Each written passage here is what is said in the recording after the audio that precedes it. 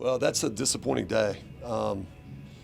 They, crediting them, they were much more physical on us early, and they didn't let up.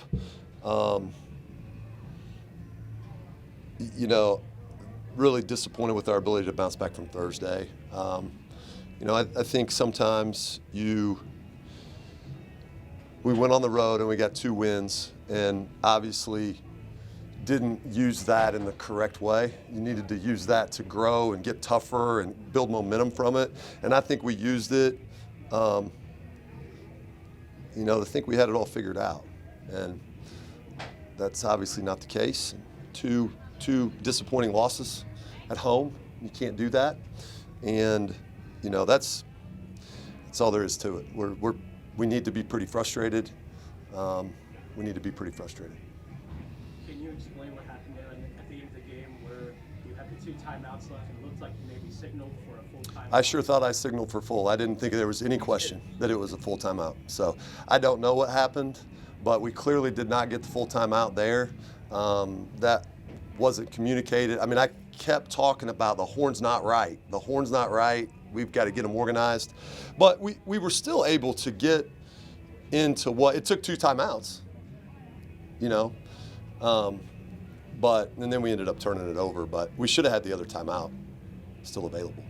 What can you take away positive from this, that fight towards the end? You were in it all the way. Well, yeah, but that gets old, right? Like, okay, what's our top end? What's our top end? It's pretty good, but it gets old to talk about the difference between your potential and the ups and downs that we go through, So what's the positive? This team is talented, This team is talented, and I have to do better. I got to do better. Like, I've got to get them ready.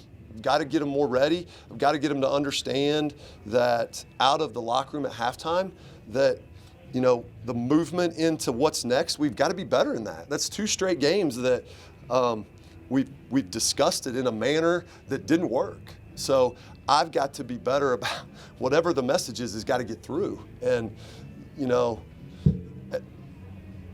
the fight's not enough. Like, we want to make moves, and to get beat at home and wait to play aggressive, wait to do that kind of stuff, that's not good enough. And we need to grow from this. We got to grow from this. There was a 23-point hole at one point. Sure.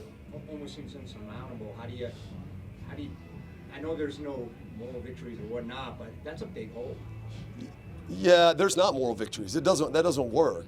We've moved it in a fashion that we've got to take care of home court. There's no moral victories. Georgia Southern is now 3-1, 11-2 on the year. We need to play better when we play them at home. And we can't play for 10 minutes. We played for longer than that. I thought when I subbed 5 in and 5 out, the group that came in leveled our effort. Okay, they leveled our effort, and I thought that was important. So we played for longer than 10. We played for however long that was. Talk about some of the size matchup. It seemed like they had, once again, just like in the last game, a lot of different advantages as far as height. Lydia Freeman, for example, 6'5". How do you prepare for a team with just so much speed? We have to figure out a way. Our players are our players. And